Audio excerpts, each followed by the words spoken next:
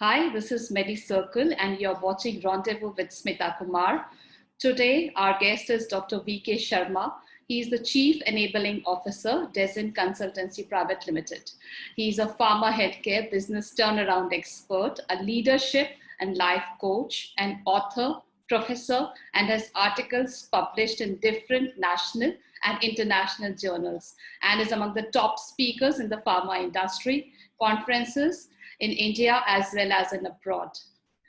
His paperback edition of his book, The Leading Leadership Coaching in India, is now available at Amazon and other portals. Through this, he aims to serve the leadership community at large. Hello, Dr. VK Sharma. Welcome to Hello, Medicine. Smita. So it's a pleasure to have you here.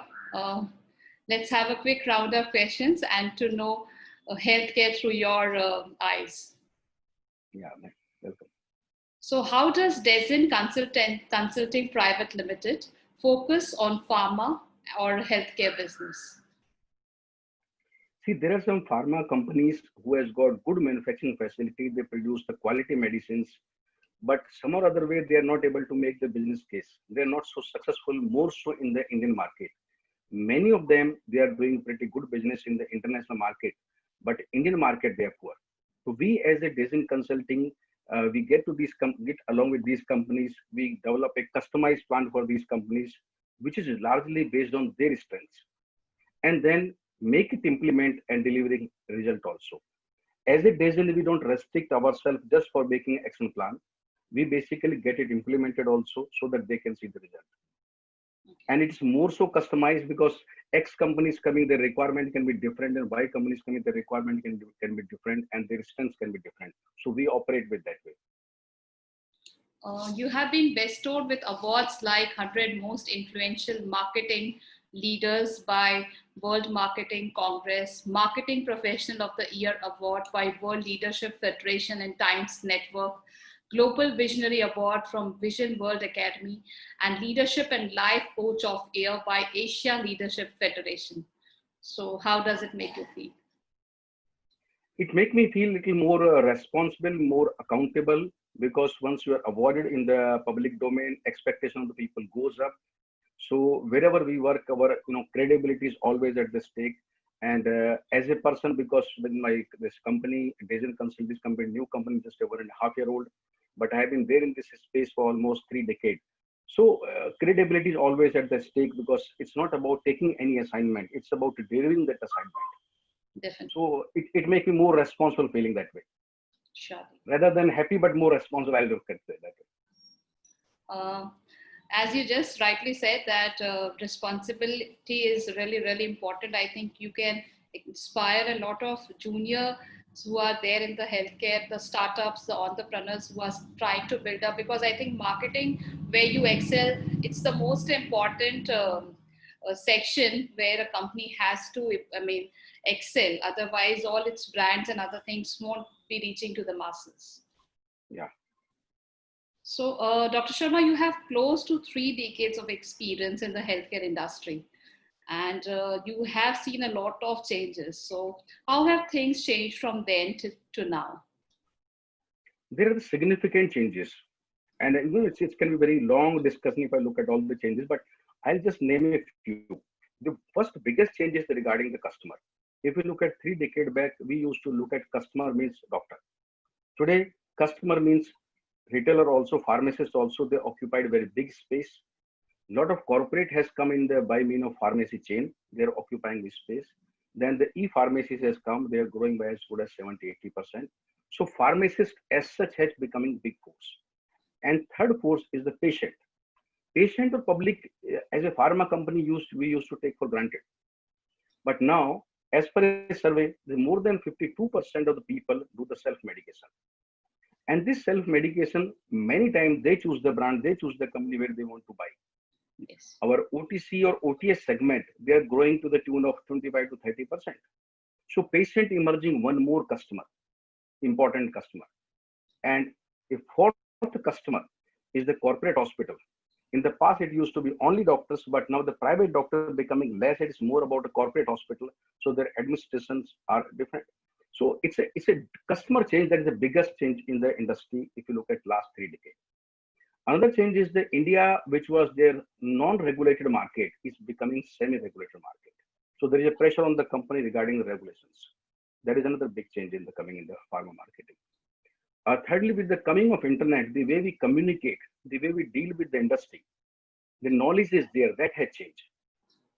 The way you used to plan the promotional inputs, possibly 30 years back, people used to ask for the sample, some gift, giving wall clock kind of things, very normal things. Today, it is more has to be more academic needs are more important, more of social needs are more important. So entire things have changed. And just last, I would like to add, important changes the coming of youngsters. When I say youngster, it's not only marketing youngster, it's a production also, or in the doctors also. Because youngsters, with the help of internet, they know by and large everything. We can only share with the wisdom, not the knowledge with them. And they are very assertive and always in the hurry. So dealing with all those people, that's another change. So I see a lot of change in the last 3 decades. Definitely. What are the challenges faced by the healthcare pharma industry in India? One challenge is, as I mentioned, industry is moving from the non-regulation to regulation. So when I say non-regulation to regulation, it is regulation regarding price, it is regulation regarding packaging, it is regulation which is starting regarding even quality, and then government starts supplying at the government hospitals. So the way market is also shifting. So regarding regulation, that one pressure is coming on the pharma industry. Government is putting pressure through NLEM on the pricing. That is another pressure on the pharma industry.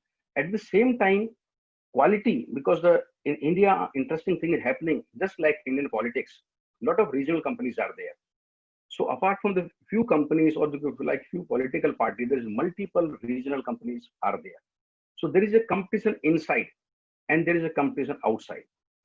If you look at say 20 years back, competition was less in the USA market or the Europe market. When we look at say now, companies from the China, company from Vietnam, company even from Bangladesh, they start competing as far as formulation is concerned. So we are facing competition inside, we are facing competition outside, and then problem regarding the regulation, problem regarding the competition. So it is start becoming more and more difficult for companies to perform. Our margins are squeezing, and you can say kind of becoming no business. So we can't afford to do any error here because of this competition or because of this kind of margins. Operation cost has increased. Tell us more about this book of yours, like leadership coaching in India. So if you look at say till now, if you look at leadership coaching, this is the first book in India, first of all. Okay. And leadership coaching as such is a very unexplored area in Indian market, not only pharma, but non-pharma also. Less talked, less discussed, unexplored. Till now, we usually see the only training. So whether it's X company, Y company, training remains the same. But the problem of different companies are different. So training has to be different, customized. Within the same company, there are 10 managers, 10 leaders. Their requirement, their problems are different. But the training used to give the similar kind of stuff to them. In the coaching, we make it one-to-one coaching, and what is requirement, what is problem of the particular leader, particular person is facing. And thirdly, in the coaching, we make the leader to find the solution. Instead of we give away the solution, because in the past either trainer were giving some solution, consultant used to give some solution, or mentor is giving some solution. In the coaching, we ensure that that person find his solution. As a coach, we only assist a person to find his solution, and this way we help as a leaders as well as different corporate to realize their dream, realize their true vision and the potential. Western countries, the coaching has been very, very popular, but in India it's new. So in this book, we have not make a very thick book. It's a thin book comparatively, so that people can read it and easily and find it relevant, because I wrote from the Indian context point of view, and I spoke about evolution of the coaching starting from the Victoria coach, whether student coaching, whether a railway coach, or you can say sports coach, what all the difference are there, how we have done the evolution in the past, how it different from the training or the mentoring, psychological counseling, all those things, and all the relevant question people can have, like how many sessions will be there, how to choose a coach, what benefit can be there, whether work does not work, how to relate it with the psychometric tests, or how to NLP can help in this. So all the relevant questions what a leader should have about coaching or about the process, I try to answer in a brief but very, very precise manner. And the book contains no jargon. It's only very straight talk. That's great. So thank you so much, Dr. Sharma, for joining us here on this quick chat of MediCircle. I wish you all the best for your book, The Leadership Community. I mean, as you said that it is a thin book and people would be reading it, because a lot of times we turn, I mean, if it is too huge and too, I mean, it's too lengthy, people generally don't turn to, I mean, read this.